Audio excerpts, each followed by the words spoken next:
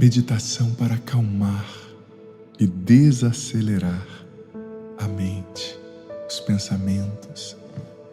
Amado filho, amada filha, se você é novo, nova no canal, convido você a se inscrever no canal, a deixar sua curtida nesse vídeo e a deixar aqui nos comentários os seus pedidos de oração, que nós rezaremos por essas intenções. Saiba que Deus quer e pode ajudar você a desacelerar sua mente, seus pensamentos. Essa aceleração mental tem roubado muita coisa de você. Você não tem dormido direito, você tem ficado triste, desanimado, desanimada. Muitas vezes você tem pensado em desistir de tudo, porque você não consegue controlar sua mente.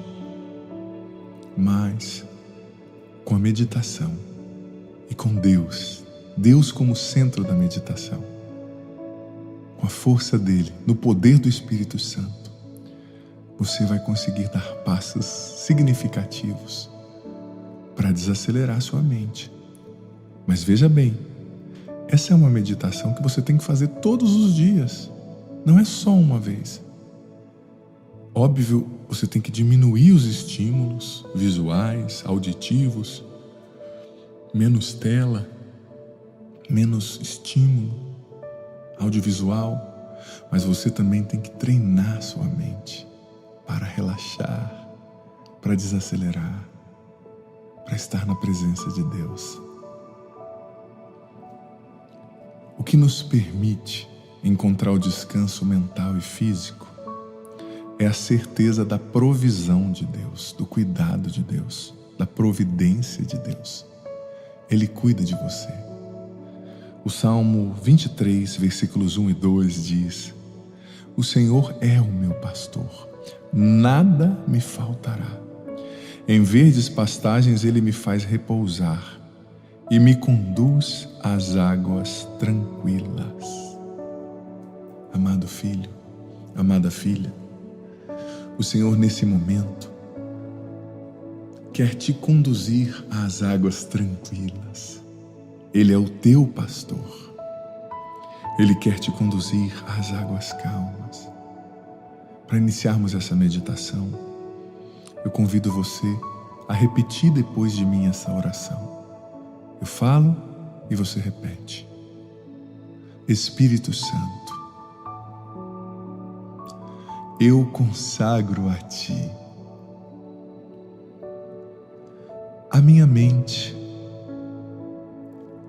a minha memória, as minhas lembranças, a minha criatividade, os meus pensamentos. Te entrego, Espírito Santo, a situação da minha mente, como ela está agora. Sozinho eu não consigo desacelerar a minha mente.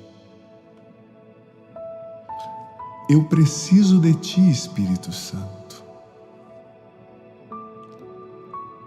Vem em meu socorro. Retira o excesso de estímulos da minha mente. Acalma o meu coração. Encha-me agora, Espírito Santo. Batiza-me agora, Espírito Santo. Vem tomar conta do meu pensar. Vem tomar conta do meu sentir. Vem retirar toda a tensão dos meus ombros, das minhas costas, do meu pescoço, do meu aparelho digestivo, de todo o meu corpo. Vem diminuir o cortisol. Socorro, Espírito Santo, vem sobre mim. Amém. E nós vamos prosseguir com essa meditação, fazendo um exercício de respiração, muito comum em qualquer processo de meditação.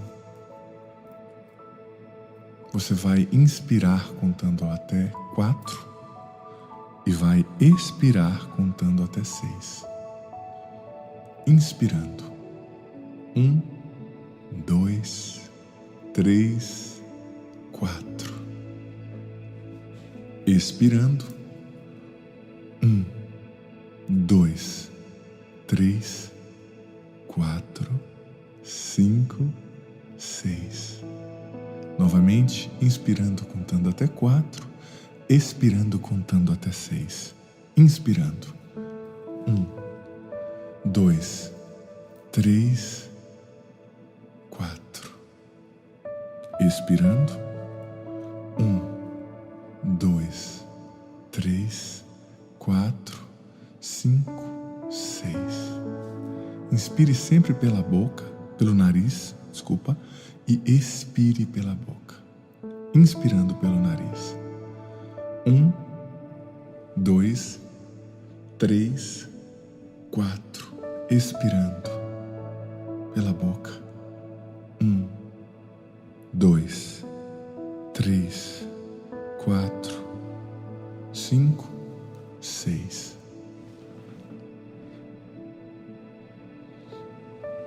E agora, amado filho, amada filha, você fará o exercício de se desligar de todo estímulo externo. Esqueça-se do celular, se possível apague a luz ou fique com meia luz. Se estiver vindo muito estímulo de fora, feche a janela. E você vai focar a sua atenção em um ponto específico, seguindo os meus comandos. Você vai utilizar inicialmente os seus 5 sentidos. Você vai usar primeiramente o sentido do ouvido, da audição. Preste atenção agora. Concentre a sua mente somente em ouvir. Que sons você ouve agora? Você ouve a batida do seu coração? Você ouve talvez os pássaros cantando? Você ouve barulhos de carro? Pessoas falando? Vá descrevendo agora que sons você está ouvindo. A chuva caindo? Um avião passando? Música ao longe? Cachorros latindo? Barulho do refrigerador? Foque a sua atenção somente na sua audição e vá sempre inspirando profundamente pelo nariz e soltando pela boca. Agora você vai dando nome na sua mente ao que você está ouvindo. Cachorro, chuva, passarinho, carro, só na sua mente. A audição é a sua âncora. É normal você se distrair. A nossa mente é uma máquina de pensar. A âncora é para você sempre voltar a ela quando a distração acontecer. Você se distraiu, começou a pensar no trabalho, volte para a audição, para o que você está ouvindo. Quantas vezes for preciso, não tem problema, é normal, é assim que a meditação acontece. Agora você vai entrar em contato com o seu olfato. Que cheiro você está sentindo? Concentre-se só nisso, é a sua âncora. Cheiro do almoço saindo, cheiro de café, cheiro do desinfetante no banheiro, cheiro de carros, de combustível no ar, talvez você mora numa rua movimentada, cheiro de árvores da fazenda, cheiro do seu próprio perfume. Sinta, respira fundo. Sinta o cheiro, concentre-se nisso. Inspira pelo nariz e expira, solta o ar pela boca profundamente. Não tenha pressa.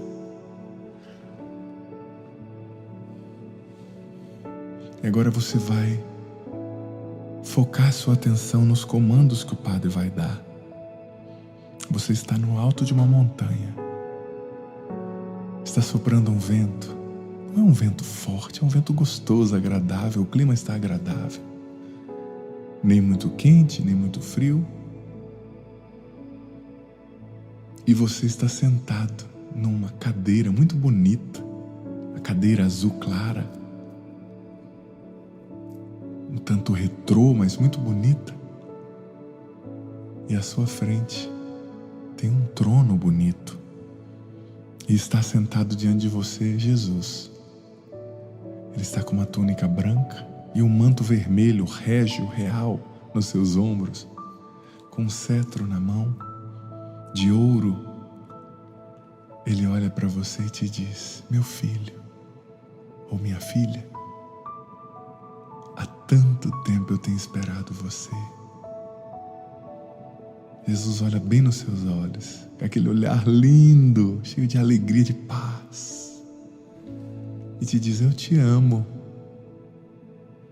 Você não precisa ter medo, você não precisa se preocupar. Eu cuido de tudo que é importante para você. Eu tenho ouvido as suas orações.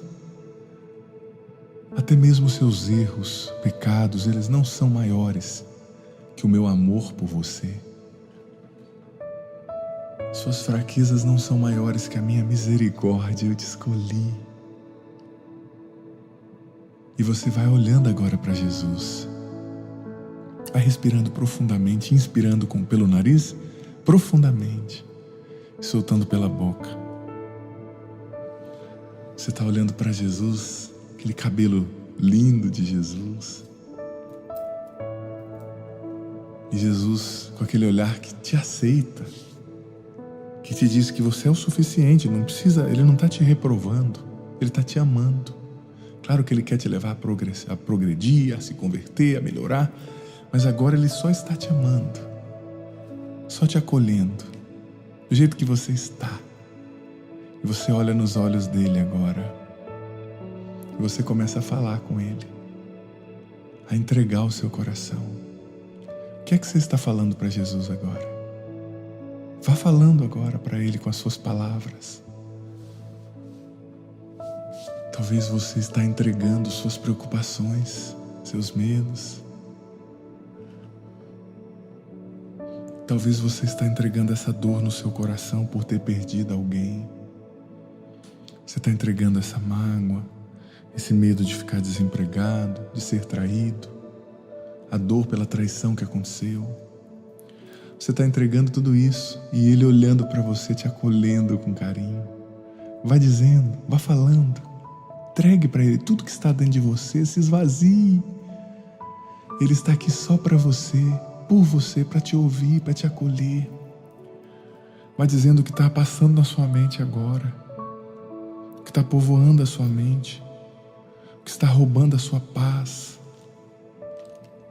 Vai dizendo para Ele agora aquilo que está dentro de você. Vai dizendo para Ele o que é importante para você, vai entregando e respirando, inspirando pelo nariz, soltando pela boca. O Senhor vai te olhando agora. Você para de falar e Ele começa a falar com você. O que Jesus está falando para você agora? O Espírito Santo já está falando aí no teu coração o que Jesus está falando para você. O Espírito Santo já está revelando o que Jesus está te falando agora. São palavras de afirmação, de cura. Ele está te dizendo que o tempo da servidão acabou. O tempo da escravidão acabou. Ele te ama. Tem coisas novas para você. Ele vai te dizendo palavras tão lindas que você começa a chorar.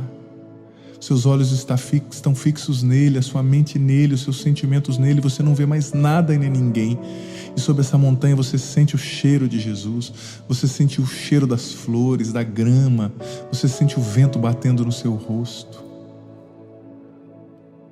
Vá agora dizendo palavras de gratidão. Obrigado, Senhor, pelo teu amor. Vai dizendo, obrigado porque o Senhor me acolhe como eu sou. Vai dizendo, estou feliz por ser teu. O Senhor é o centro da minha mente, da minha vida, do meu coração. Vá agradecendo, Senhor. Vá agradecendo. Vá agradecendo. E agora você se levanta, não fisicamente, mas na imagem. Dá um abraço em Jesus, recebe um abraço lindo, maravilhoso, gostoso, cheio de amor do Senhor, que faz o sinal da cruz na sua testa. E de repente, você já não está mais nessa montanha com o Senhor. Você está agora no ambiente no qual você realmente está. E você vai respirando, inspirando pelo nariz e soltando pela boca. Bem profundamente, por 5 vezes. Inspira pelo nariz, solta pela boca. Inspira pelo nariz, solta pela boca.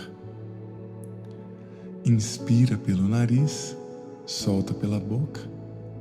Inspira pelo nariz, solta pela boca. Inspira pelo nariz, solta pela boca.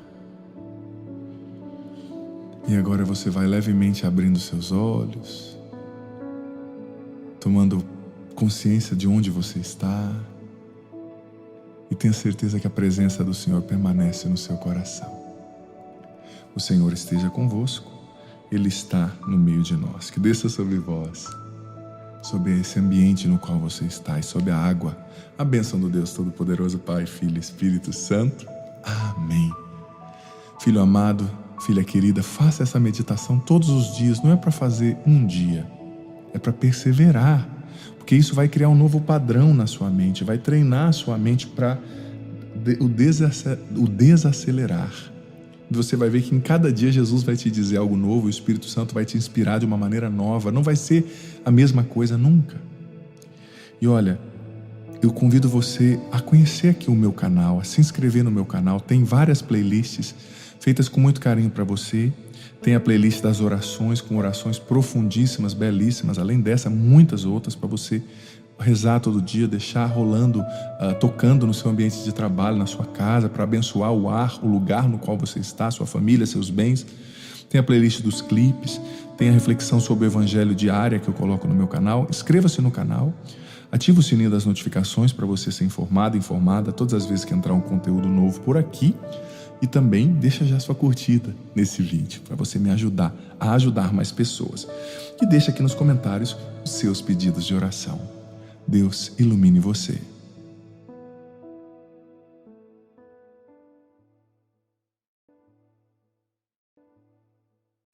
O Senhor esteja convosco. Ele está no meio de nós. Proclamação do Evangelho de Jesus Cristo, segundo Mateus. Glória a vós, Senhor.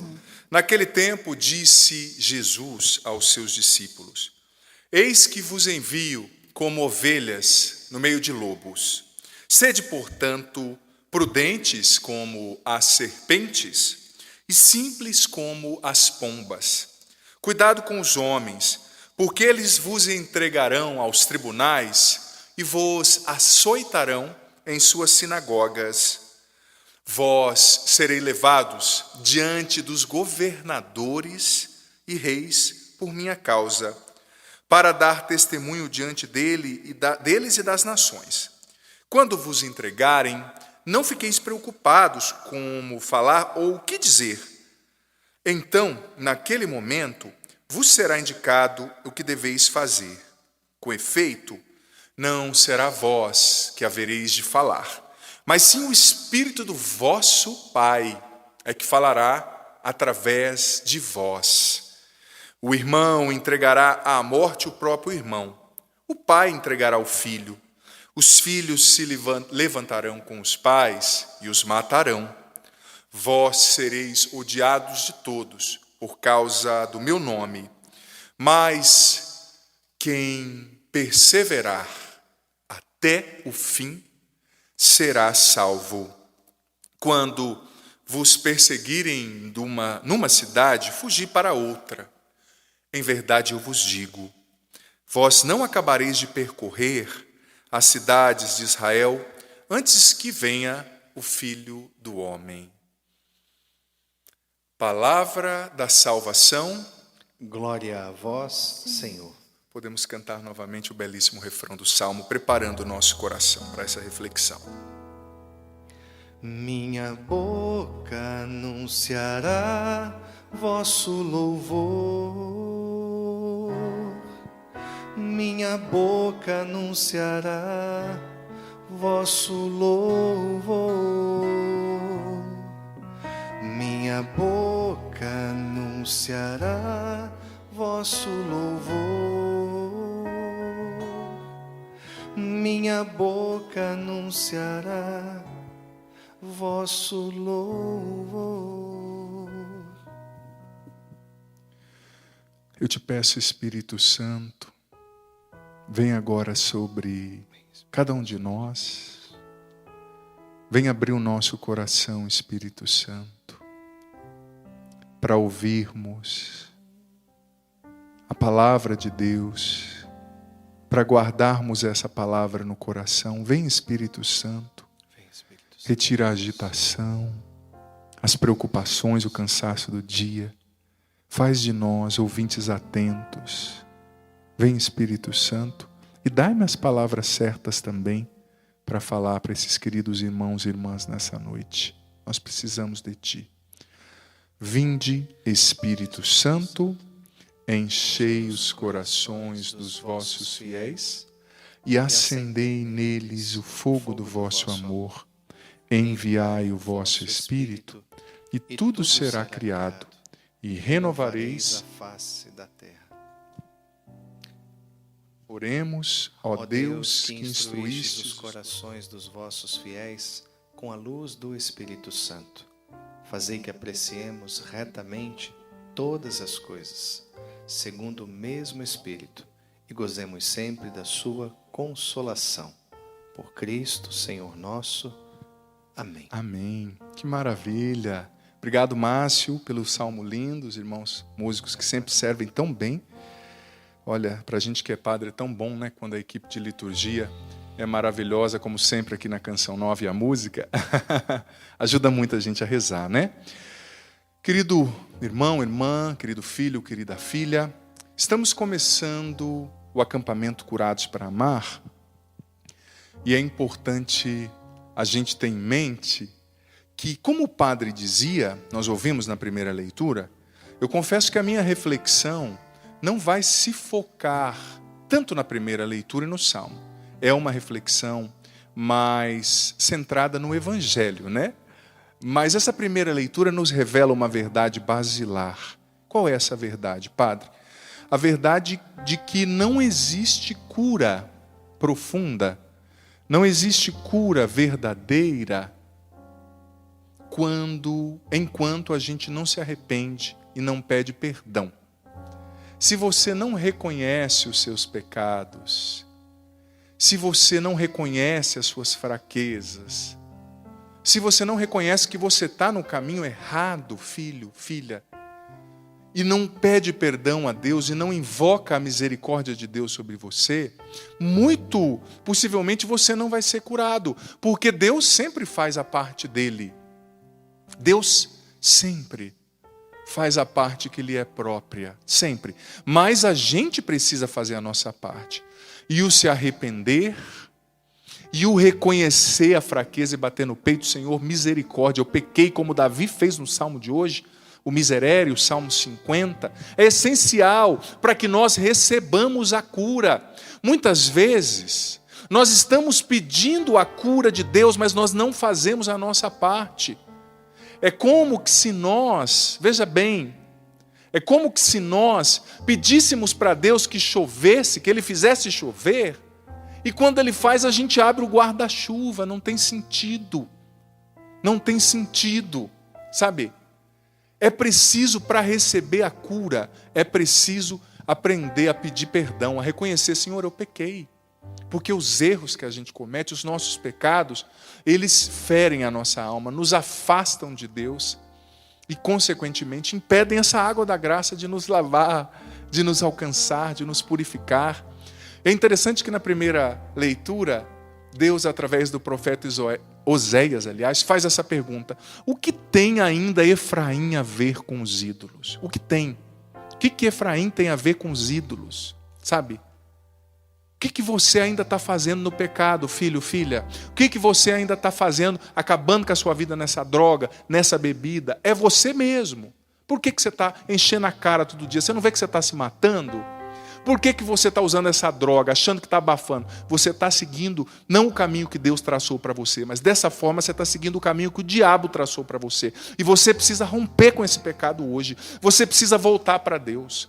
Você nesse adultério, você vivendo essa vida dupla dentro da igreja, para com isso hoje.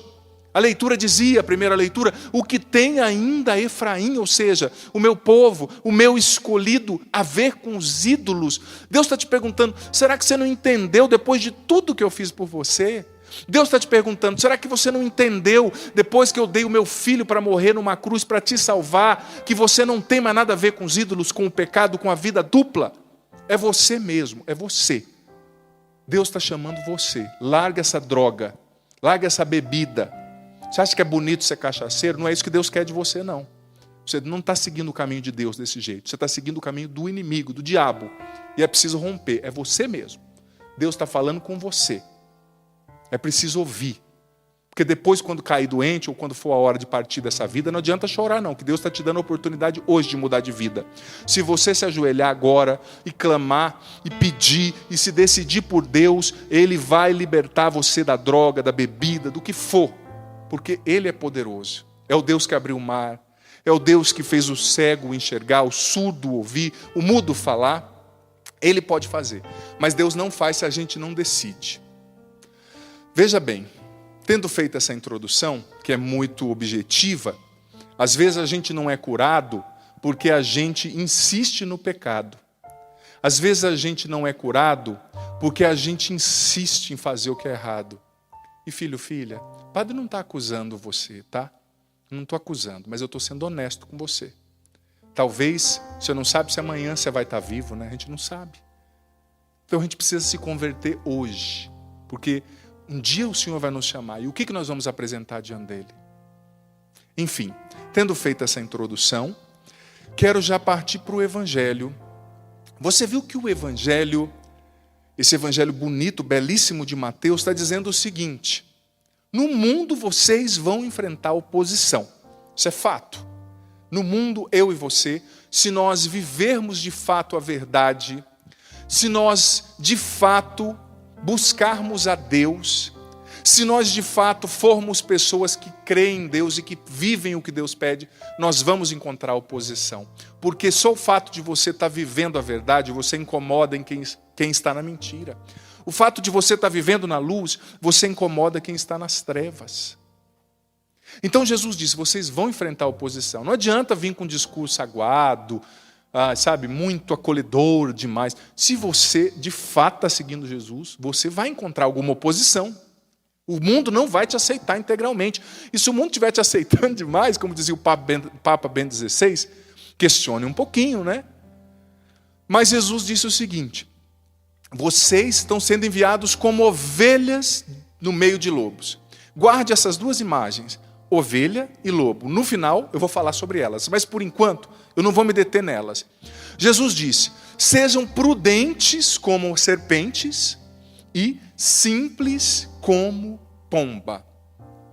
Sabia que hoje à tarde, preparando essa homilia, eu falei assim, nossa, o que Jesus quis dizer?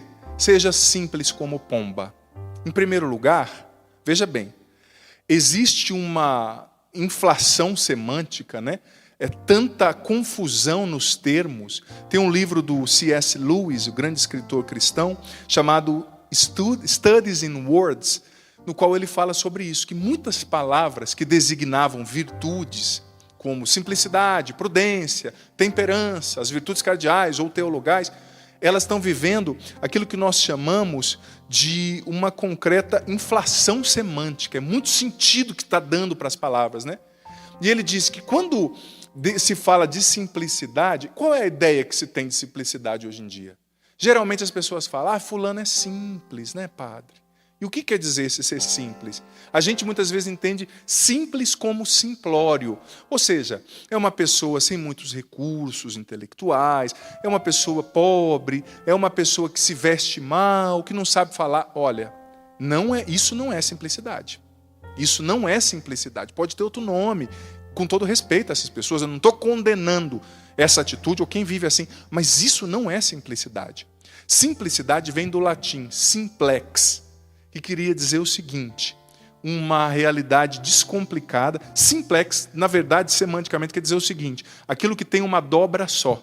Simplex, né? Tem uma dobra só, que é fácil de desdobrar, do latim. Aí que vem a palavra. E queria dizer o seguinte, originariamente. Simples é aquela pessoa descomplicada, é aquela pessoa que tem uma visão nítida da realidade, é aquela pessoa que é fácil de dobrar, né? De desdobrar, que só tem uma dobra, que é fácil de mexer, que consegue ter maleabilidade, que consegue perceber as coisas com facilidade, que consegue ser inteligente para não se colocar em enrascadas. O simples que Jesus está falando aqui não é simplório, não é uma pessoa que anda mal arrumada, como se muitas vezes se entende por aí, né? Isso não é ser simples. A palavra não queria dizer isso. E o C.S. Lewis estava dizendo que muitas palavras que designavam virtudes, elas estão adquirindo tantos outros significados, que muitas vezes elas estão representando um vício, ao invés da virtude que elas eram ali supostas a representar, não é? Então, a simplicidade não significa ser simplório, ser uma pessoa que não sabe das coisas, não. Simplicidade é diferente, é ser descomplicado, é ser até o essencial, é ver com nitidez. E você já percebeu que existe um ditado que diz assim, fulano tem uma inteligência de pomba. Você já viu? Tem um cérebro de passarinho. Eu tinha um amigo na minha adolescência, lá no Paraná, que dirigia mal, que dava medo, né? E a gente colocou o apelido dele de cérebro de passarinho. Porque cérebro de passarinho e tira fina era o apelido dele, que ele tirava a fina de todo mundo. Um dia derrubou um bêbado lá de bicicleta, né? Ô, cérebro de passarinho, você não sabe dirigir. Mas você sabe que estudando isso hoje, eu concluí o seguinte, eu vi um estudo da revista Current Biology, que o estudo foi feito pela Universidade de Iowa, nos Estados Unidos, pelo professor de psicologia experimental Edward Wasserman. Ele concluiu o seguinte, que a pomba, apesar da gente usar esse ditado, cérebro de pomba, cérebro de passarinho, a pomba não é burra. Você sabia que a pomba, ela tem uma inteligência espacial, ou seja, ela se localiza no espaço, no tempo, bem como nós humanos? Você sabia que a pomba, ela consegue, eles fizeram um estudo, né? Ela consegue gravar o rosto das pessoas e diferenciar. Aquele lá me dá milho, aquele outro me dá chute. Ela grava o rosto. E fazendo o teste, esse professor explicou que num dia o que dava milho foi com uma roupa, por uma semana o que dava milho foi com a roupa branca e o que chutava, o que tratava mal as pombas foi com a roupa preta. E num dia eles trocaram a roupa, mas elas reconheceram pelo rosto. A pomba é inteligente. A pomba, você sabia que os pombos, geralmente, existem mais de 260 milhões de pombos urbanos no mundo. Você sabia que quando eles estão viajando, voando, eles trocam informações um com o outro? Sei lá que língua que o pombo fala, né? Deve ser a língua do piu. Piu, piu, piu, piu, piu, piu, piu. Mas eles trocam informação revelando qual é a melhor rota. Olha, vai por ali, vai por aqui. Você acredita? Então, quando se fala em inteligência de pombo, não tem nada a ver. Eles são mais inteligentes que muita gente por aí, né? E quando Jesus diz, seja simples como um pombo, veja bem, ele está dando aqui uma receita, ele está mostrando um caminho, para que diante das oposições desse mundo, a gente consiga ter êxito. A oposição talvez que hoje está dentro da sua casa, você com seu marido difícil bebendo, você com seu filho na droga, ou você bem, vivendo bem, feliz, mas que precisa crescer na virtude, porque não adianta só evitar o mal, tem que fazer o bem, né? A vida cristã não é feita só por um evitar o mal, ela é feita por um crescer no amor, no bem. Jesus está dando um caminho para combater as oposições. A gente precisa crescer nessas duas virtudes, simplicidade e prudência. Então, como eu disse, a simplicidade do pombo. O pombo não é bobo, o pombo é inteligente, o pombo percebe quem está trazendo comida e quem está trazendo ameaça. Então, quando Jesus pede para que eu e você sejamos simples, Ele está nos pedindo para que nós sejamos pessoas que têm uma inteligência para perceber, pessoas descomplicadas, porque olha, porque tem de gente complicada por aí, não é brinquedo, viu? Gente que complica as coisas. Deus está falando uma coisa, a pessoa escuta 15. Sabe, o problema já está difícil na família, a pessoa cria coisa onde não tem, né? Cria mundos e fundos, ai padre, está acontecendo isso. Aí você conversa meia hora com a pessoa, depois de conversa ela fala, padre, não estava acontecendo tudo aquilo que eu achava, né? Eu estava vendo demais. A gente tem que pedir a Deus o dom da simplicidade, porque é uma arma para a gente ser feliz, é uma arma para a gente vencer as oposições, dentro de casa, fora de casa. É preciso ter o dom de simplificar. O simples tem uma dobra só, ou seja, ele não fica complicado, difícil de abrir, é uma dobra só. Você fechou assim, você abre assim. Vou dar o exemplo aqui com a minha homilia. Ó. Uma dobra só. Fechou assim, abriu assim. Fácil, simples. Isso que é ser simples. É não ficar apegado às coisas. O que mais nos impede de ser simples são os apegos. É tanto apego, ai padre, mas no passado era assim. Você não vive mais no passado, você vive no hoje, nesse tempo difícil. Você precisa de simplicidade. Padre, mas antes da pandemia a gente ia para a praia, agora a gente não vai. Antes da pandemia eu ia para a academia, agora eu não vou. Antes da pandemia eu comia no rodízio, agora eu estou comendo marmitex. Filho, antes da pandemia é antes da pandemia. A simplicidade também está ligada a aceitar a realidade. A realidade sua é essa. Simplifica. Todo mundo está sofrendo, não é só você. Não é só eu. Todo mundo enfrenta batalhas. Simplifica. Simplicidade tem a ver com a atividade do olhar. A gente tem que ter um olhar simples. Simplifica a vida. Talvez esse sofrimento que você acha que é tão grande, talvez ele não seja tão grande. Você está olhando com muita complicação. Simplifica. Simplifica suas emoções, racionaliza as suas emoções. Eu escrevi isso no livro Como Controlar e Vencer a Ansiedade, no livro que eu escrevi para ajudar quem luta contra a ansiedade. Sabe, racionaliza as emoções, não acredita em tudo que você sente. Ai, padre, eu estou com vontade de morrer. Deixa a vontade e vive. Você não tem que obedecer os seus sentimentos e a tua vontade, sempre. Não, é preciso ser simples. Porque Jesus está dizendo, seja simples como uma pomba, mas uma simplicidade inteligente, que deixa no passado o que pertence ao passado. Quanta gente não consegue ser curado porque continua vivendo no ontem. Gente, o passado é um lugar de aprendizado, não de moradia. Você vai lá para aprender com ele, mas você não pode morar lá, vai para frente. Simplifica, padre, mas eu respeito você, filho querido. Eu vou até pedir para uma câmera mais fechada, para um dos irmãos fechar em mim, que eu quero falar com muita sinceridade. Olha, você que está vivendo um sofrimento difícil, que perdeu alguém. Esses dias eu recebi tantas mensagens de pessoas que perderam pai, mãe. Eu respeito a tua dor. Eu entendo você, filho, filha. É muito duro. Mas olha, entrega hoje aos pés de Jesus essa dor, essa angústia, essa revolta.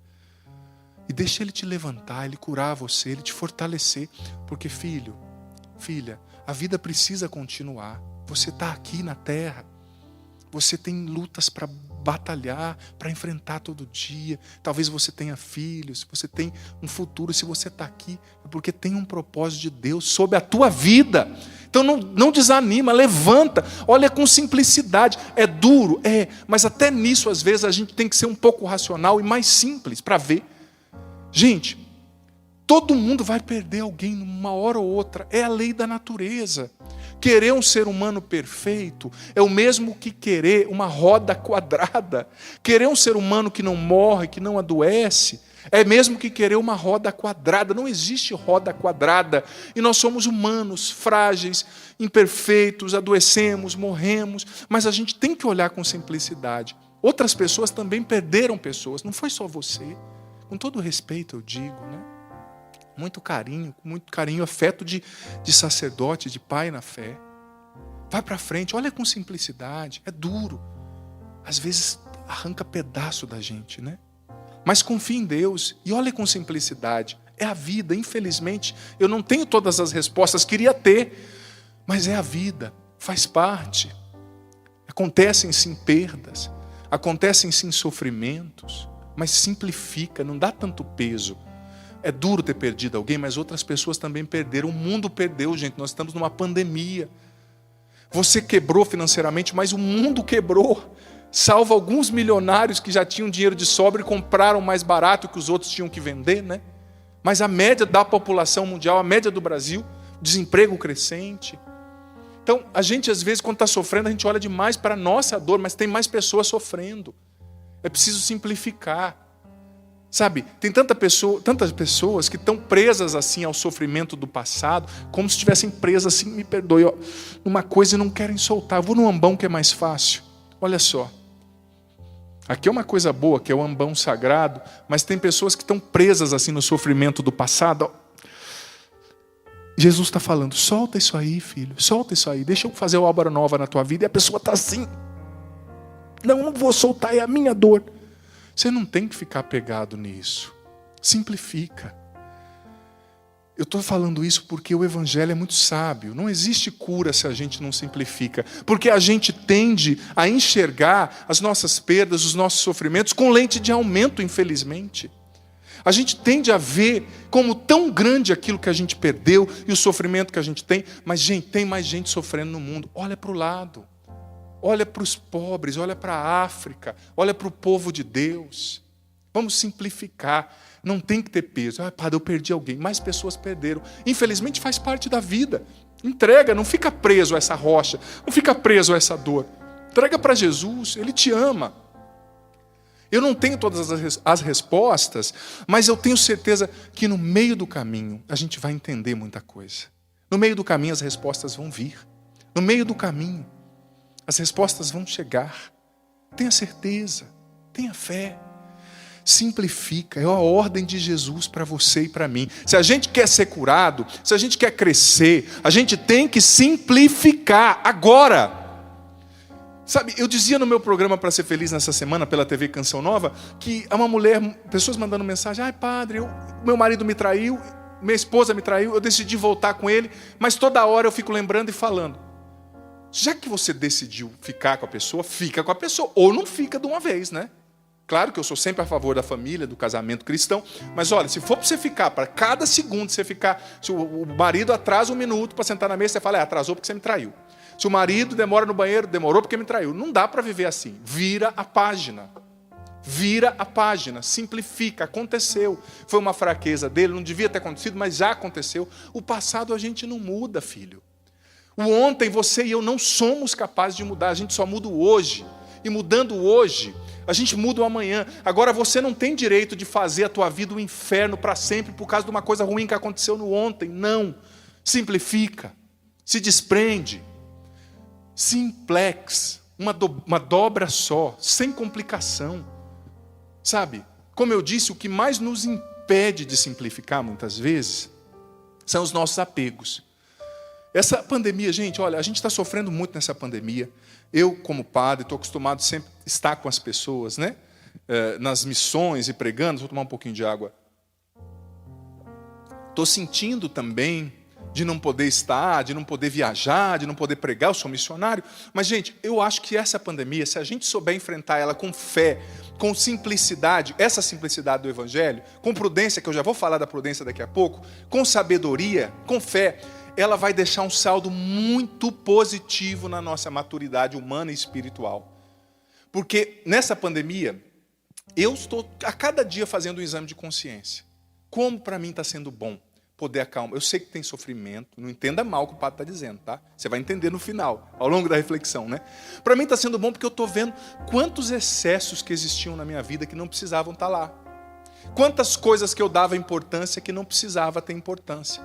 Quantos compromissos a mais talvez eu assumia. E agora eu estou parando. Eu estou vendo que eu não preciso de tanta coisa para ser feliz. Nessa pandemia a gente está podendo, muitos de nós, a maioria, podendo comprar menos. Com a ajuda aí do governo, não está dando para muita coisa. Graças a Deus o governo está ajudando, né? Mas, tem dia que só o pai. Eu também estou nessa, todos nós. É difícil. As coisas racionadas. Mas a gente está vendo que a gente não precisa de tanta coisa para ser feliz. Você não precisa do carro sempre novo. Você não precisa sempre daquela melhor viagem.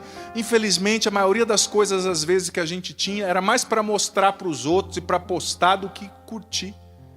Eu vou comprar o carro novo para eu postar. eu vou para a praia para eu postar. Talvez na praia chegava lá o esposo e a filha, cada um num canto mexendo no celular, o filho sem falar com o pai e com a mãe jogando videogame, não tinha convivência nenhuma, cada um socado no seu canto com o seu celular na mão, vendo futilidade. Você não precisa de tanta viagem, de tanta coisa. Simplifica, é a ordem de Jesus. Mas uma simplicidade inteligente, que é virtude, é da pomba. Pomba, cérebro de passarinho, isso não tem nada a ver, como eu expliquei aqui. A pesquisa da Current Biology, essa revista americana.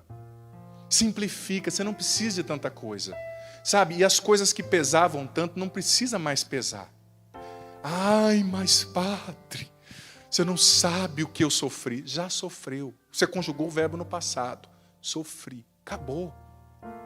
Padre, mas ele me traiu. Filha, ou você se liberta e vive com ele, ou não vive. Tem que tomar uma decisão, uma dobra só.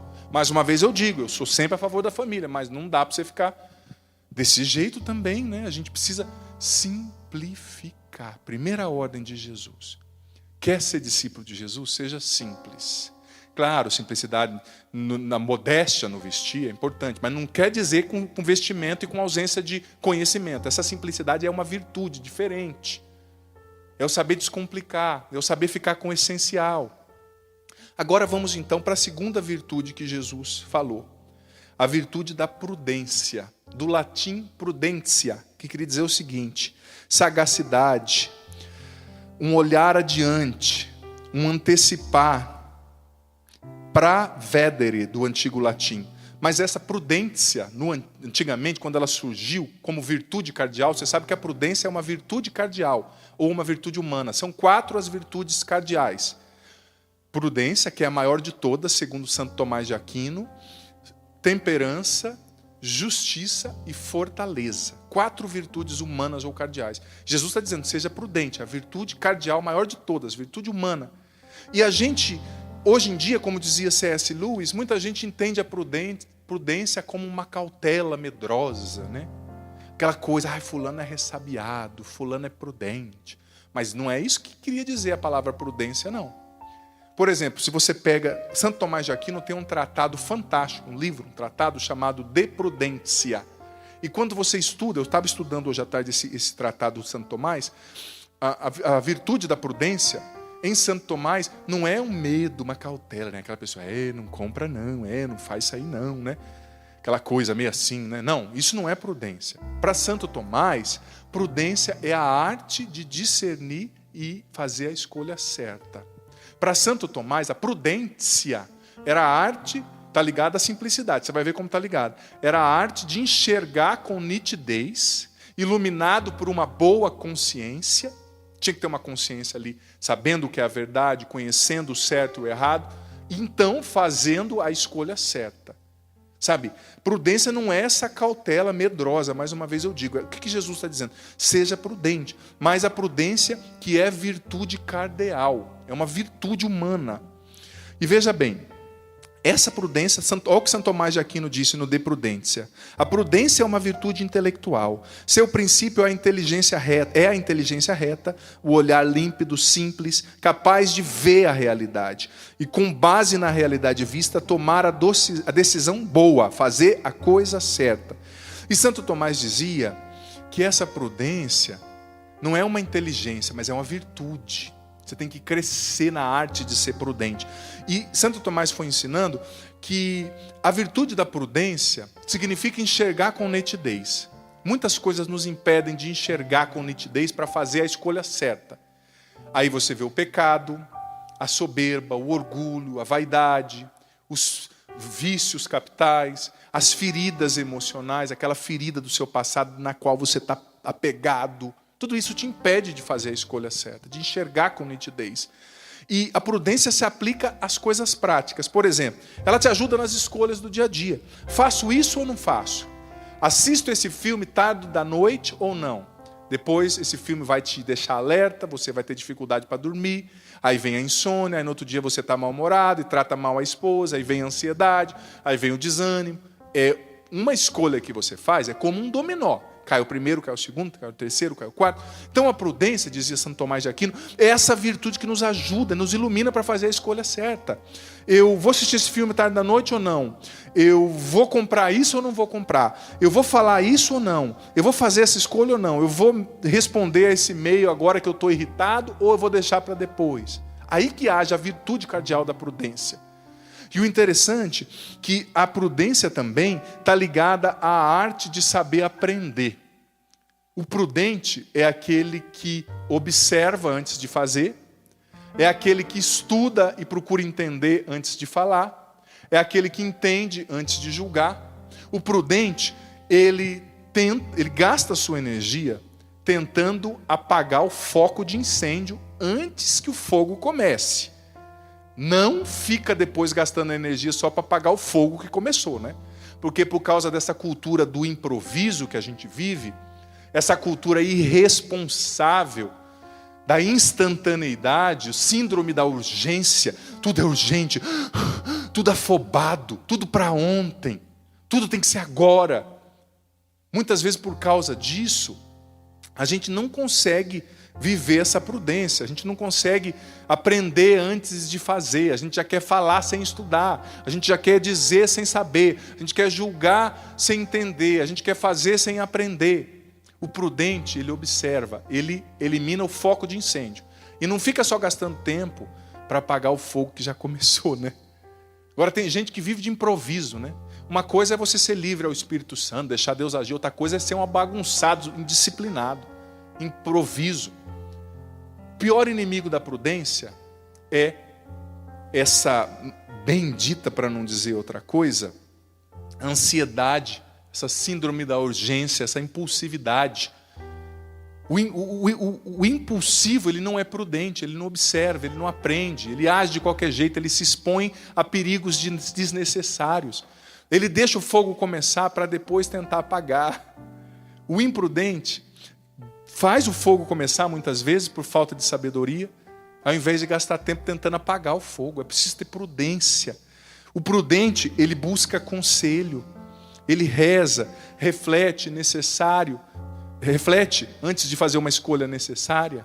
Ele busca conselho com alguém que já viveu aquilo, ou que sabe mais que ele, ou que vê de outra forma. Ele busca direção espiritual. O prudente não é arrastado pelas emoções. Jesus está dizendo: seja prudente e seja simples. Prudência, a virtude cardeal maior de todas. A prudência, fundamentalmente, é a arte de evitar o mal e escolher o bem. É isso. Mas para isso você precisa ter uma boa consciência, você precisa conhecer a verdade, você precisa estudar o Evangelho, você precisa conhecer os documentos da igreja, você precisa querer conhecer mais de Deus. Sim. Seja prudente. Você que está pensando em acabar com o teu casamento de uma hora para outra, calma. Calma. Não age impulsionado pela emoção somente. Não age impulsionado pela emoção. Você que está querendo acabar com o seu casamento, você que está querendo vender todos os seus bens, você que está querendo desfazer a sociedade com o seu irmão, você que está querendo explodir tudo. Calma. Simplicidade, prudência. Espera a poeira baixar. Espera as emoções se acalmarem para você enxergar com nitidez.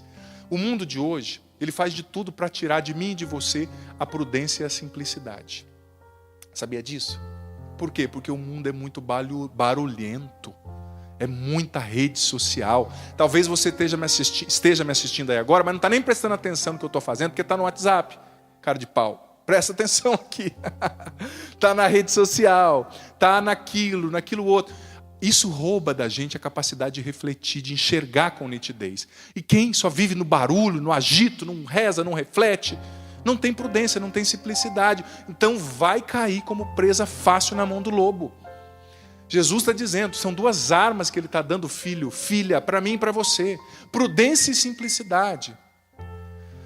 Quem não age com prudência, quem não age com simplicidade, vai cair na mão do lobo. Mais uma vez eu digo, você que está a ponto de chutar o balde. Calma, calma. Reza. Escuta Deus. Deus vai falar com você. Você não está sozinho não, tá? Você não está sozinha.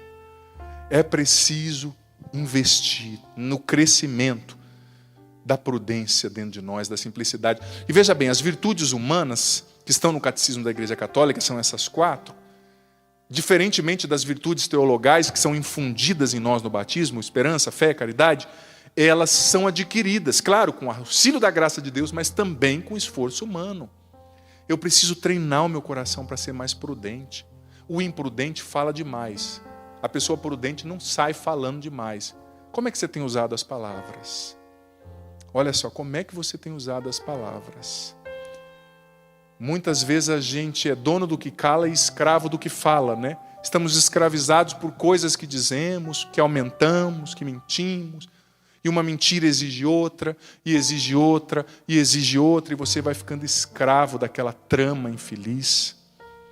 Porque está falando demais, porque está mentindo, porque está colocando peso ao que não der, que não tem que ter peso. Sabe? Então, prudência e simplicidade. Simplicidade e prudência. São os 2 dons que Jesus está dando para mim e para você, filho querido, filha querida, para que nós enfrentemos as lutas, dores, oposições desse mundo. E depois, como o padre disse, nós vemos que Jesus apresenta 2 categorias de pessoas, se eu posso dizer assim. Quais são as 2 categorias? Ovelha e lobo. Lobo e ovelha. Eu já faço a pergunta para você. Você é ovelha ou é lobo? Veja bem, Jesus está dizendo no Evangelho: eu envio vocês como ovelhas no meio de lobos. E esses lobos, disse Jesus no Evangelho de hoje, eles vão perseguir a mim, Jesus, vão perseguir os meus enviados, as minhas ovelhas, a minha igreja. Eles vão perseguir, lutar contra mim. E é interessante, sabe o que, quando eu estava ouvindo isso aqui, esse Evangelho, antes de preparar uma homilia, eu procuro rezar com aquele Evangelho, né? Ver o que Deus está falando para mim. Ver o que Deus está falando comigo. E eu percebi o seguinte: você sabia que Deus não age diretamente na história? São raríssimas as vezes. Deus age na história através das suas ovelhas. Deus age na história através de um santo, como Santo Antônio, lá em Pádua, na Itália, a cidade dos meus ancestrais, os Andonás são de lá. Quando eu fui lá, me emocionei muito celebrando a missa. Santo Antônio mudou a geografia, a densidade demográfica de Pádua.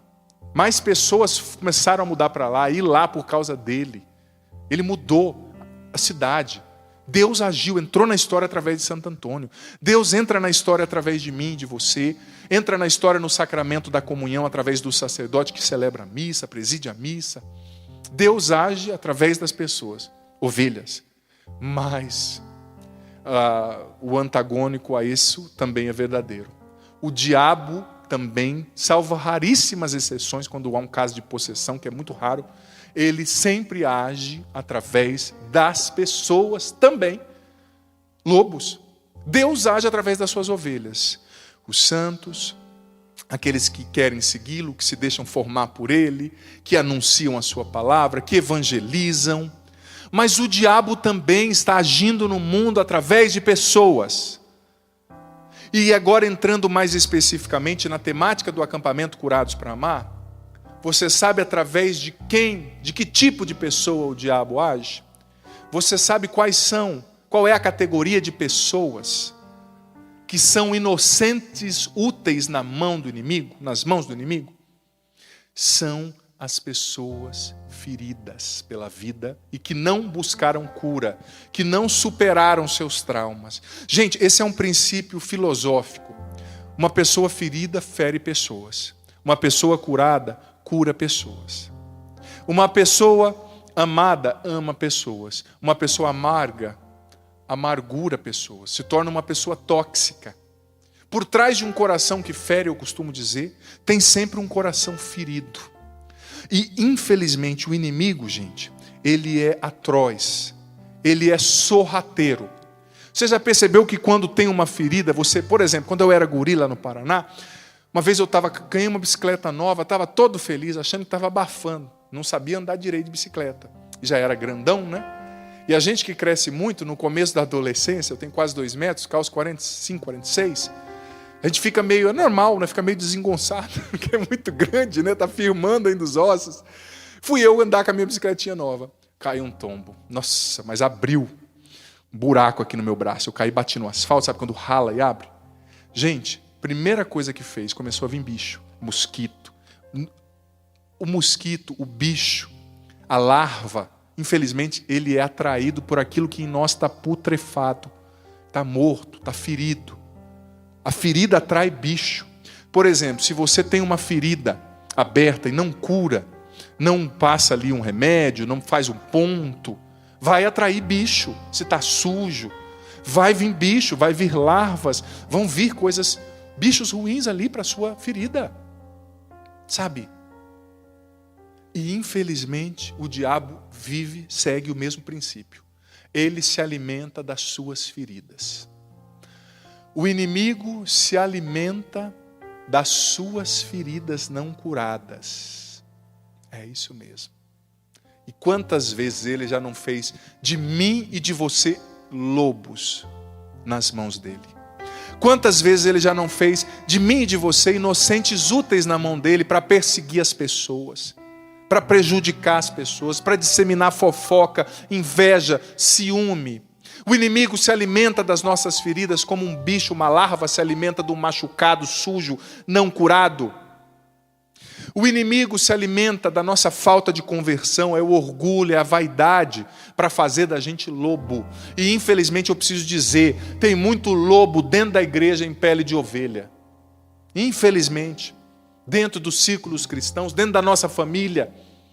Pessoa que tem até a carinha de ovelha, às vezes é até um líder, é um coordenador, mas não deixa a evangelização acontecer. Sempre complica as coisas, não deixam os jovens evangelizar. É a pessoa que às vezes eu vou na paróquia, ela me fala, padre, faz 40 anos que eu canto na missa das 7. De uma pessoa me fala isso. Primeira coisa que eu pensei, eu falei, tem alguma coisa errada, né? Será que não tem ninguém bom bastante para te substituir, ou pelo menos para revezar com você? Mas a pessoa está apegada, é a minha missa, não é a tua missa, não é a missa da igreja, é a missa de Jesus. E você está se tornando um lobo porque você se apegou por causa do orgulho, da vaidade, da prepotência. E tem que deixar os jovens começarem a cantar também na missa. Depois você morre, um dia você vai morrer. E a igreja não vai ter mais jovens. Aí dizem, não tem mais jovem na igreja. Por que não tem? Talvez não tem porque os velhos não dão espaço. Com todo o respeito, mas com muita sinceridade, estou falando mesmo. É para você. Se a carapuça serviu, então use. E mude de vida. Às vezes os jovens não entram na igreja porque nós velhos não damos espaços. Olha, eu peço a Deus, sou um sacerdote jovem hoje pregando, mas Senhor, o dia que vierem outros, que venham, que assumam o nosso lugar, que revezem com a gente. Porque eu não sou dono da igreja, nós não somos dono, nós somos servos. Mas o diabo, ele se alimenta da sua vaidade.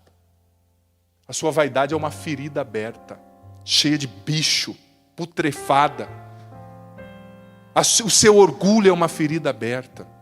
A falta de perdão é uma ferida aberta. A mágoa daquela pessoa é uma ferida aberta. A prepotência, a mania de grandeza, a ilusão de potência, eu sempre sei, eu sempre faço, eu sempre posso, é uma ferida aberta. E o inimigo está usando disso. E está fazendo de você um inocente útil na mão dele, um lobo. Sabe, às vezes é o próprio dirigente, é o pastor, é o padre, tadinho, que por uma fraqueza acaba sendo um lobo dentro do rebanho. Não deixa a igreja ir para frente, não deixa ninguém evangelizar. Eu digo com pesar, porque eu sou sacerdote, falo para mim em primeiro lugar. Não estou acusando ninguém, estou refletindo. Mas também quantos lobos dentro da empresa, quantos lobos. A gente se torna lobo quando a gente se deixa usar pelo inimigo, quando a gente deixa que a nossa fraqueza fale mais alto. E quando eu falo se deixar usar, não é que você está sendo possesso, não é isso. É que ele vai te sugestionando com a tentação a partir da sua falta de conversão, das suas feridas. Sabe? E o inimigo, ele usa as nossas feridas não curadas, ele usa as nossas carências. Quanta mulher e homem, por exemplo, que é carente dentro do matrimônio, que às vezes traz uma ferida de carência, às vezes até da vida intrauterina, é um trauma que aconteceu lá na sua gestação, porque você não foi bem aceito na época, por alguma circunstância difícil que seu pai, que a sua mãe vivia, talvez você não foi bem aceito quando a sua mãe ficou grávida de você, seu pai e sua mãe não tinham dinheiro, você não foi planejada, e você traz uma carência. Aí você está dentro do seu matrimônio, querendo que o seu marido supra essa carência, que ele nunca vai ser capaz, porque é um vazio da alma, só Deus pode preencher. Aí você começa, você homem e mulher, a olhar a grama do vizinho, né? Começa a ver outro homem, e começa a acreditar, ele gosta de mim. Gosta de você nada, acorda para a vida. Se ele gostasse de você, ele não estaria te usando, te jogando fora que nem um copo descartável depois. Quanto amante que eu já atendi, pessoa que tem amante, que está sendo usada, o cara tem família, ele não gosta da família para estar com você, e não deve mesmo, graças a Deus. Mas ele está te usando. Só que a pessoa parece que quer ser iludida. Ele vai e fala, eu amo você. A pessoa, ele me ama. E tem mundos e fundos de ilusão e sonhos do lado da pessoa. Gente, o que ele adianta falar que ele te ama se ele só te usa, te joga fora e depois volta para a vida dele? E quando fica com vontade de ter um prazer momentâneo, chama lá você, te usa e te joga fora. Filho, filha, Deus não te quer no adultério. Padre, mas eu sou carente. Padre, mas ele me ama. Ama nada. Ama nada. Tem gente que fala assim, padre, aconteceu, eu me apaixonei. Gente, a gente tem que ser mais racional.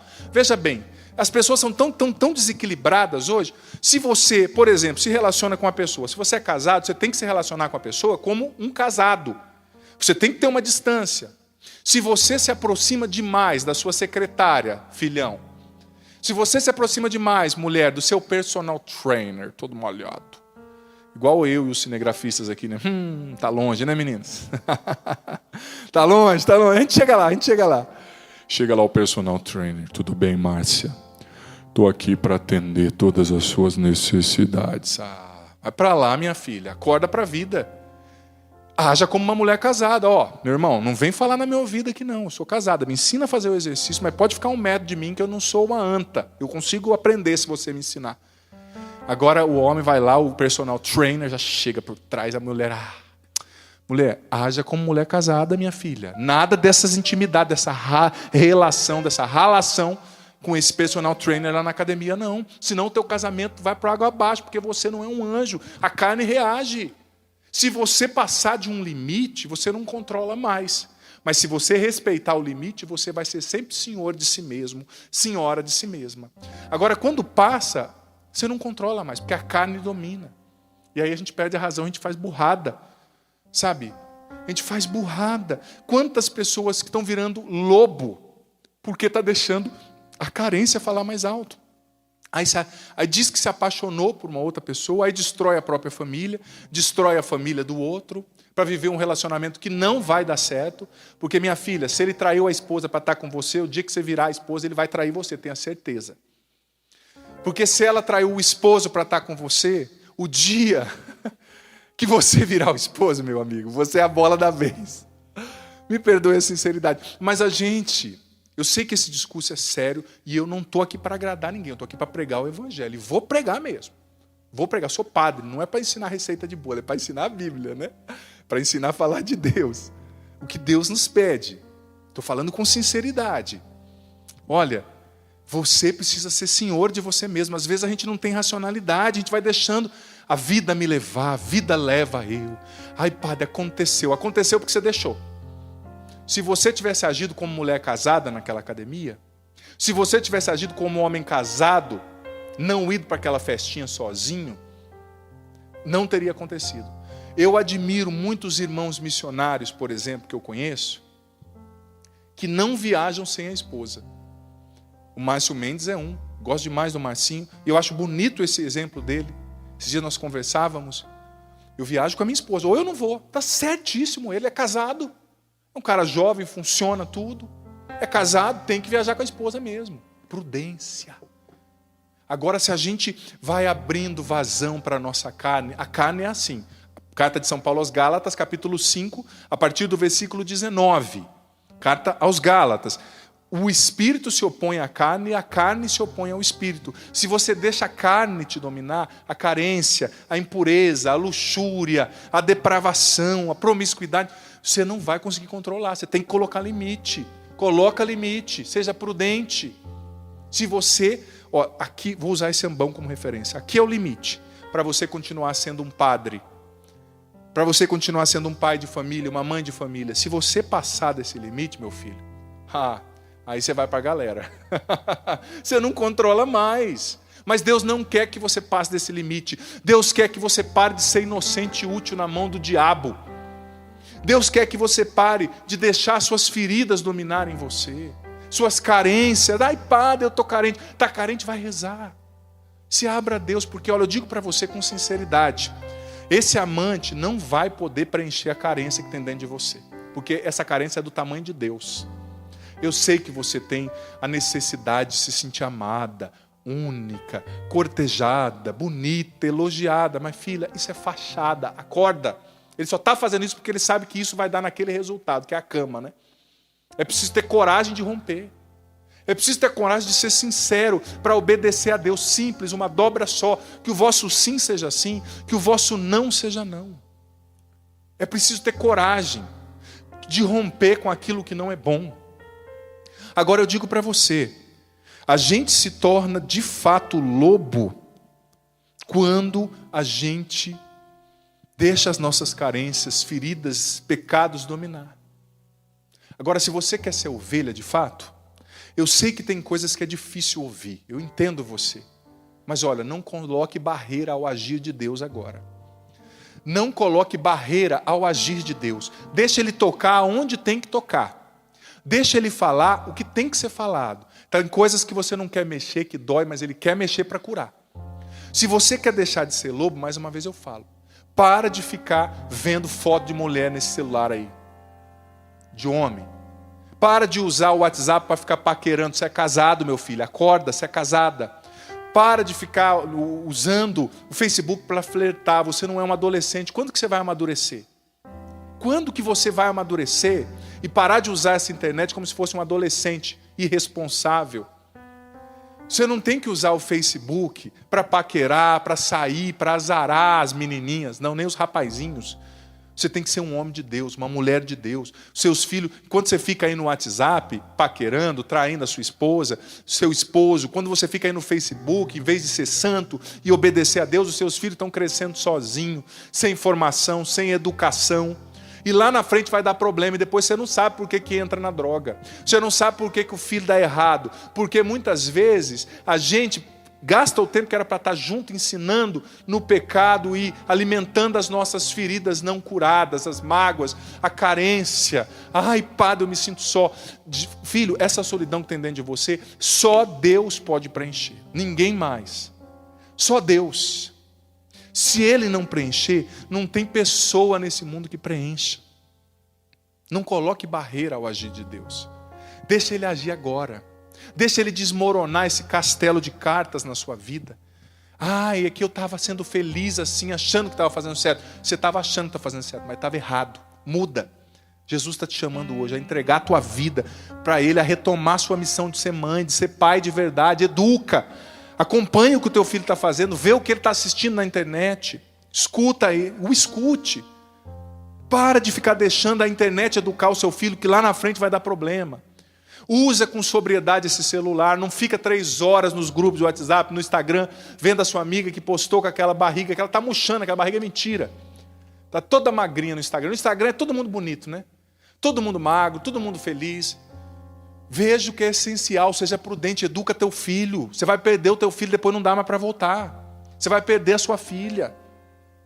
Sabe? Não seja um lobo nas mãos do inimigo, um inocente útil. Seja um homem de Deus. Deixa Jesus te curar hoje.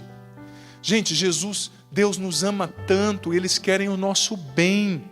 Quando Deus nos pede para mudar algo, é porque Ele está vendo que o que nós estamos vivendo está nos levando para a morte, está nos autodestruindo. Deus não julga você, filho querido, filha querida. Deus não condena você. Ele te quer feliz, Ele quer dar o céu para você. Ele quer que você seja feliz já aqui nessa terra. Mas para isso você precisa obedecê-lo. Você precisa romper com essa vida de mentiras, de ilusão. Você está gastando tempo com o que não é essencial. Você está gastando tempo, perdendo tempo que era para educar o seu filho, que era para formar a sua filha. Você está perdendo tempo em futilidade, em revista, em moda. E quer estar tão bonita, tão impecável, quer estar 10 anos mais velha, mais nova, aliás. Você faz tudo para deixar de ficar 10 anos mais nova, só que depois, quando seu filho começar a dar problema, você vai ficar 30 anos mais velha, num ano só. se você não tomar conta da sua família agora. Você foi feita mãe por Deus. Você foi feito pai. É para cuidar dessa família. É para ser ovelha dentro de casa. É para educar, é para corrigir. É para ser prudente, simples. É para rezar mais. Talvez é a hora de você ficar menos no celular e mais na oração, rezando o texto, lendo a palavra de Deus. Sem frescura, simples. É que foram injustos com você. Não importa se foram injustos. A vida é agora, já passou, ontem você não muda. Jesus está te pedindo tudo isso porque Ele te ama, Ele quer o teu bem. Ele te ama, Ele te quer feliz. Não seja lobo, seja ovelha. A ovelha, como eu disse, ela leva a cura para onde ela vai. A ovelha leva amor onde ela vai, ela leva salvação, ela evangeliza. Mas olha, ninguém dá o que não tem. Ninguém consegue dar o que não tem. Se você quer ser ovelha, nessa missa, nessa Eucaristia, Jesus quer curar você. Jesus quer curar você hoje. Ai, Padre, foram tantos erros que eu cometi, Padre. Eu adulterei, eu vi tanta porcaria na internet.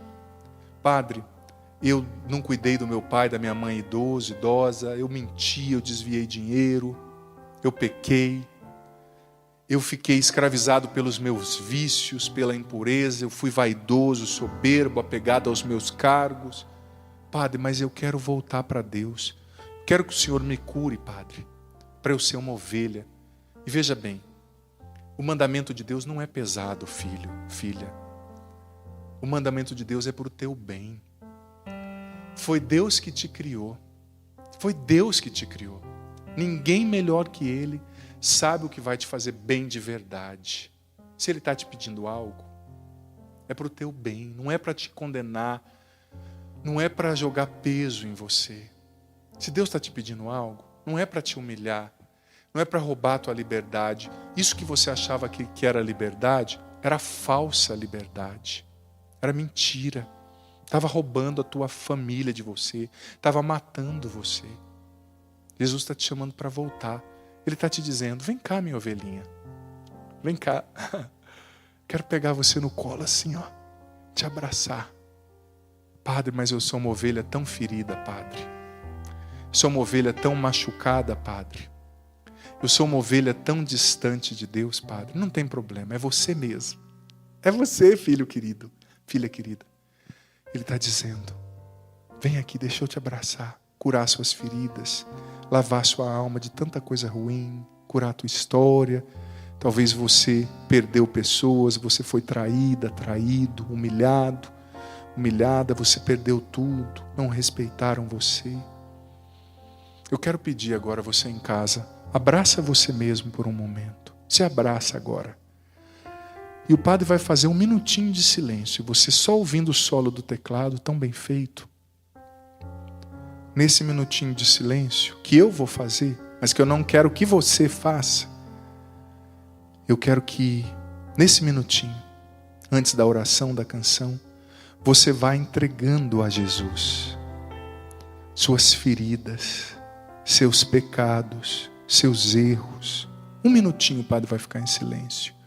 Se possível, os cinegrafistas vão pegar uma imagem bonita do crucificado, uma imagem do Senhor, e você vai entregar agora para Jesus o teu coração.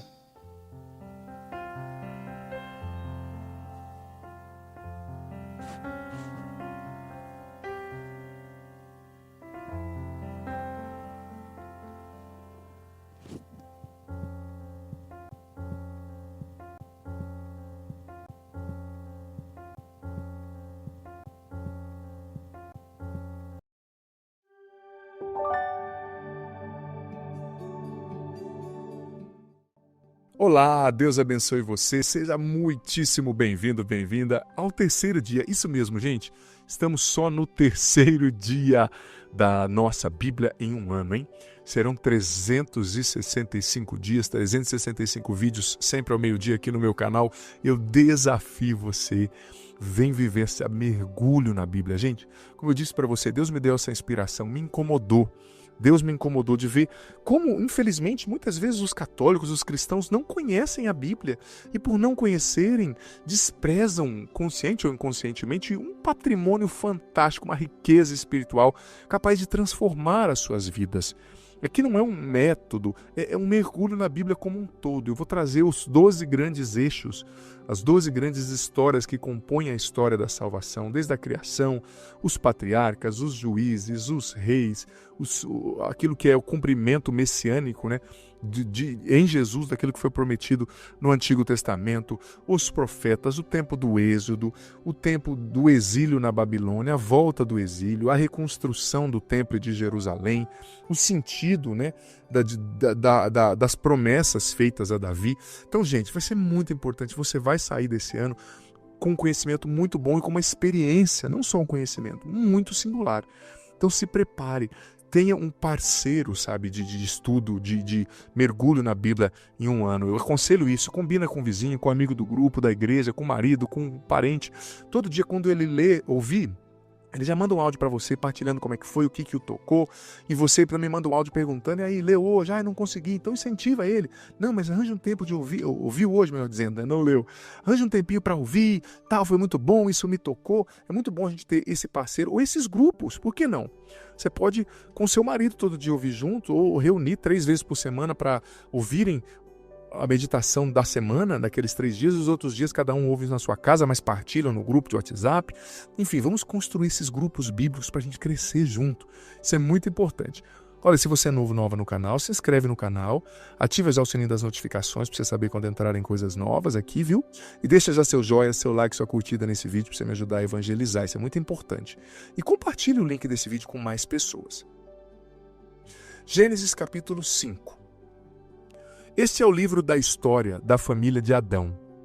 Quando Deus criou o homem, ele o fez à imagem de Deus. Criou-os homem e mulher e os abençoou, e deu-lhes o nome de homem no dia em que os criou. Adão viveu 130 anos e gerou um filho à sua semelhança, à sua imagem, e deu-lhe o nome de Sete. Depois de haver gerado Sete, Adão viveu 800 anos e gerou filhos e filhas. Todo o tempo de Adão que Adão viveu foi de 930 anos, e depois disso morreu. Sete viveu 105 anos e depois gerou Enós. E depois do nascimento de Enós, viveu ainda 807 anos e gerou filhos e filhas. A duração total da vida de Sete foi de 912 anos, e depois disso morreu. Enós viveu 90 anos e depois gerou Cainã. E depois do nascimento de Cainã, Enós viveu ainda 815 anos, e gerou filhos e filhas. E o tempo da vida de Enós foi de 905 anos e morreu. Cainã viveu 70 anos e depois gerou Malaleel. Após o nascimento de Malaleel, Cainã viveu ainda 840 anos e gerou filhos e filhas. Todo o tempo da vida de Cainã foi de 910 anos e morreu. Malaleel viveu 65 anos e depois gerou Jared. Após o nascimento de Jared, Malaleel viveu ainda 830 anos e gerou filhos e filhas.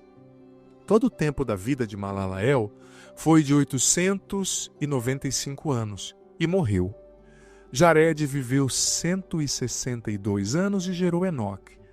Depois do nascimento de Enoque, Jared viveu ainda 800 anos e gerou filhos e filhas. Todo o tempo da vida de Jared foi de 962 anos e morreu. Enoque viveu 65 anos e gerou Matusalém. Após o nascimento de Matusalém, Enoque andou com Deus durante 300 anos e gerou filhos e filhas. A duração total da vida de Enoque foi de 365 anos. Enoque andou com Deus e desapareceu porque Deus o levou. Matusalém viveu 187 anos e gerou Lameque. Após o nascimento de Lameque, Matusalém viveu 782 anos e gerou filhos e filhas. A duração total da vida de Matusalém foi de 969 anos e morreu. Lameque viveu 182 anos e gerou um filho, a quem deu o nome de Noé, dizendo: Este nos trará em nossas fadigas e no duro labor de nossas mãos um alívio tirado da terra mesmo que o Senhor amaldiçoou. Após o nascimento de Noé, Lameque viveu ainda 595 anos e gerou filhos e filhas. A duração total da vida de Lameque foi de 777 anos e morreu. Com a idade de 500 anos, Noé gerou Sem, Cã e Jafé. Gênesis capítulo 6. Quando os homens começaram a multiplicar-se sobre a terra e lhes nasceram filhas, os filhos de Deus viram que as filhas dos homens eram belas e escolheram esposas entre elas. O Senhor então disse: Meu espírito não permanecerá para sempre no homem, porque todo ele é carne, e a duração de sua vida será só de 120 anos. Naquele tempo viviam gigantes na terra, como também daí por diante. Quando os filhos de Deus se uniram às filhas dos homens, e elas geravam filhos, estes são os heróis, tão afamados dos tempos antigos.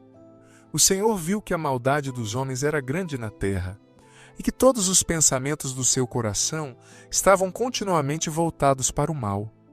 O Senhor arrependeu-se de ter criado o homem na terra, e teve o coração ferido de íntima dor.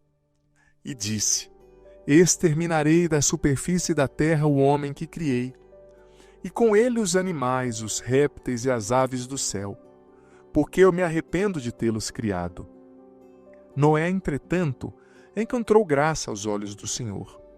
Essa é a história de Noé. Noé era um homem justo e perfeito no meio dos homens de sua geração. Ele andava com Deus. Noé teve 3 filhos, Sem, Cã e Jafé. A terra corrompia-se diante de Deus e enchia-se de violência. Deus olhou para a terra e viu que ela estava corrompida. Toda criatura seguia na terra o caminho da corrupção. Então Deus disse a Noé: Eis chegado o fim de toda criatura diante de mim, pois encheram-se a terra de violência, vou exterminá-los juntamente com a terra. Faze para ti uma arca de madeira resinosa, divide-a em compartimentos, e a untarás de betume por dentro e por fora. E eis como a farás. Seu comprimento será de 300 côvados, sua largura de 50 côvados e sua altura de 30. Farás no alto da arca uma abertura com a dimensão de um côvado. Porás a porta da arca a um lado e construirás 3 andares de compartimentos. Eis que vou fazer cair o dilúvio sobre a terra, uma inundação que exterminará todo ser que tenha sopro de vida debaixo do céu. Tudo que está sobre a terra morrerá. Mas farei aliança contigo. Entrarás na arca com teus filhos, tua mulher e as mulheres dos teus filhos. De tudo o que vive de cada espécie de animais, farás entrar na arca 2, macho e fêmea, para que vivam contigo. De cada espécie de aves e de cada espécie de quadrúpedes e de cada espécie de animais que se arrastam sobre a terra, entrará um casal contigo, para que lhes possas conservar a vida. Tomarás também contigo de todas as coisas para comer, e as armazenará para que te sirvam de alimento, a ti e aos animais. Noé obedeceu a tudo o que o Senhor lhe tinha ordenado. Veja bem, amado filho, amada filha, essa passagem, né, ambos os capítulos, o primeiro fala da genealogia, né, quem gerou quem, isso é muito importante, né, sobretudo para o judeu, para o homem oriental, dar a origem ali, dizer a descendência, né, e você viu que existe ali idades, né, um com 900 anos, outros com 600, há uma grande hipótese no estudo bíblico que isso é uma hipérbole, né? É um exagero, uma maneira de dizer que eles foram profundamente abençoados, porque para o homem bíblico existiam 2 coisas que eram um sinal de bênção de Deus. A primeira era ter filhos e a segunda era ter uma vida longa. Era uma maneira, né, deles dizerem que eles estavam sendo abençoados, né? Profundamente. Veja bem, outras coisas, né? A gente vê que os descendentes, né, de Sete, ali, né, acabaram se casando com os descendentes de Caim, né, do que fugiu, né, do irmão que fugiu. E muitos deles deixaram de andar com Deus, né? Seguiram outros costumes, desobedeciam também a lei de Deus, né? Isso gerou consequências, né? A gente vê a questão do dilúvio, né? Muitas vezes a gente causa uma estranheza, mas é importante, gente, a gente perceber a intuição de fundo aqui. A gente tem que saber que a Bíblia é um livro inspirado por Deus, mas escrito por homens e que captura, na sua visão ali de quem escreve, a cultura da época, o pensamento da época, né? Não tem como, a palavra é verdadeiramente humana e verdadeiramente divina, como Jesus na união hipostática, né? Usando essa analogia que o catecismo mesmo usa, verdadeiro Deus e verdadeiro homem. Então, a Bíblia, ela também traduz o imaginário e os valores daquela época presente. Valores não, né? O pensamento daquela época, né? Gente, era um mundo quebrado, era um mundo que se desviou de Deus depois do pecado de Adão, né? Como eu disse, os descendentes de Sete se casaram com os descendentes de Caim e deixaram de seguir a Deus e se multiplicou a maldade. Nós vamos ver aqui as consequências disso, né? A Torre de Babel e tantas outras coisas mais para frente também. Como que a gente tem uma memória curta, como a gente se afasta de Deus e como o ser humano é capaz de fazer o mal, né? Longe de Deus. Então Deus, depois ali da criação, né, algumas gerações depois da criação, a Bíblia diz que ele sentiu uma dor íntima. Claro, Deus não tem sentimentos humanos, né? É uma figura de linguagem para dizer que Deus percebeu, né, como que a criatura que ele tinha feito, a sua imagem e semelhança, o único ser criado à imagem e semelhança de Deus é o ser humano, havia se afastado com o pecado de Adão e Eva e trazia essa tendência, né, a esquecer quem era Deus, o que Deus tinha feito. Muitas vezes a gente precisa de ler a Bíblia todo dia, precisa de ouvir os profetas do nosso tempo, de ter profetas para nos lembrar que nós somos povo de Deus, que nós temos uma aliança com Ele pelo nosso batismo, que nós juramos que seríamos dele, que nós fomos criados à sua imagem e semelhança, porque facilmente nós nos afastamos. E esse afastar-se, essa maldade, ela traz uma consequência muito ruim, né? Mas ao mesmo tempo a gente vê que mesmo vou usar esse termo, né, naquela fúria divina, a honestidade de Noé, né, o andar com Deus de Noé, chamou a atenção de Deus, e Deus disse, eu não vou destruir tudo, né? Eu vou conservar esse homem justo. Eu vou conservar e a partir dele eu vou criar uma nova geração. Mas depois, gente, Deus prometeu, a gente vai ler isso, que não iria mais destruir, né? Mas iria sempre dar uma nova chance. É difícil, às vezes, a gente no século XXI pensar, né? Com muita coisa que a gente vai ler no Antigo Testamento, é difícil a gente pensar como um Deus de amor pôde destruir, como um Deus de amor pôde permitir isso, pôde estar em meio a guerras. Gente, a gente vai perceber isso à medida que a gente for lendo, né? Nós formos lendo o Antigo Testamento, a história do êxodo do povo de Deus. O povo, né, do início, era um povo muito primitivo e muito, eu vou usar essa analogia, né, muito animalizado, né, não era educado, eram tribos, né, era um povo tribal, que matavam um ao outro. Então é como que se em algum sentido Deus tivesse que se abaixar no nível do povo para que o povo entendesse, né. E Deus, como pedagogo, deu a lei depois, né, através de Moisés, para educar o povo, né, para não deixar matar. A lei de Moisés, por exemplo, depois nós vamos ver, ela prescrevia que cuidassem das viúvas, que cuidassem dos órfãos, que não houvesse estupro, que quando alguém fosse doente, a comunidade fosse preservada. Então Deus foi ensinando esse povo a ser gente, ensinando esse povo a ser dele. Foi educando, né? Então a gente vê nesse início um povo deseducado, um povo animalizado, um povo tribal, que apesar de ter a imagem de Deus, não vivia a semelhança, porque às vezes você pode ter a imagem, mas você não vive a semelhança, você não incorpora o caráter de Deus, né?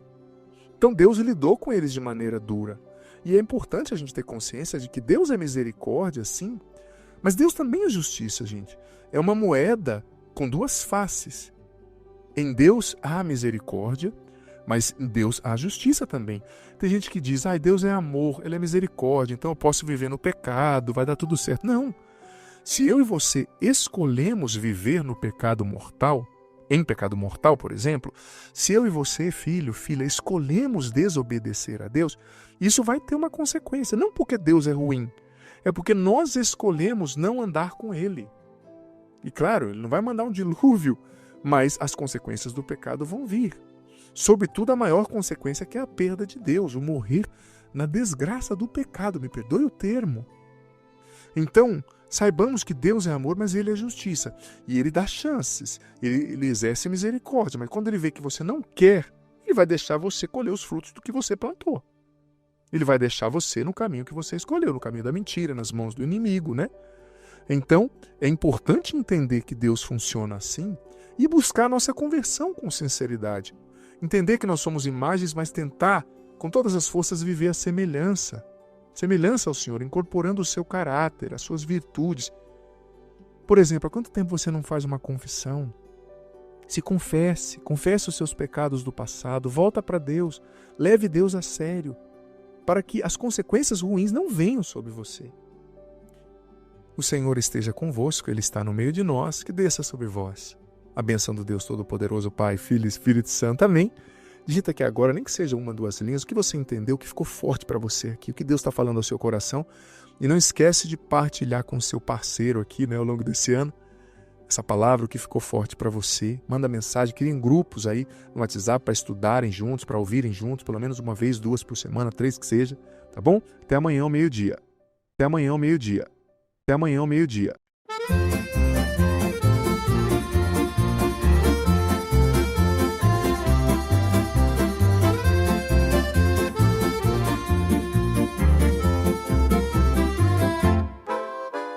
Come quando faceva freddo, come quando restavamo chiusi dentro, come quando ti venivo a prendere e tua madre mi diceva portala prima delle 7, portala prima delle 7. Tu i capelli legati, io le mani fredde, con te è sempre tutto il contrario, rido se piango, piango se rido. In un pomeriggio di luglio, sotto una quercia, nel tuo letto d'inverno, senza vergogna.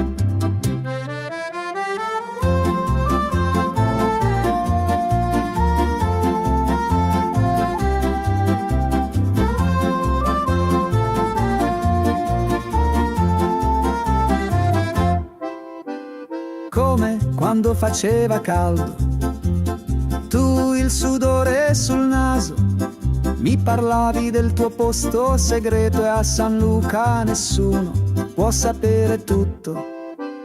Tu, la coda, la penna, il quaderno, il jean stretto, con te è sempre tutto il contrario, rido se piango, piango se rido. In un pomeriggio di luglio, sotto una quercia, nel tuo letto d'inverno, senza vergogna.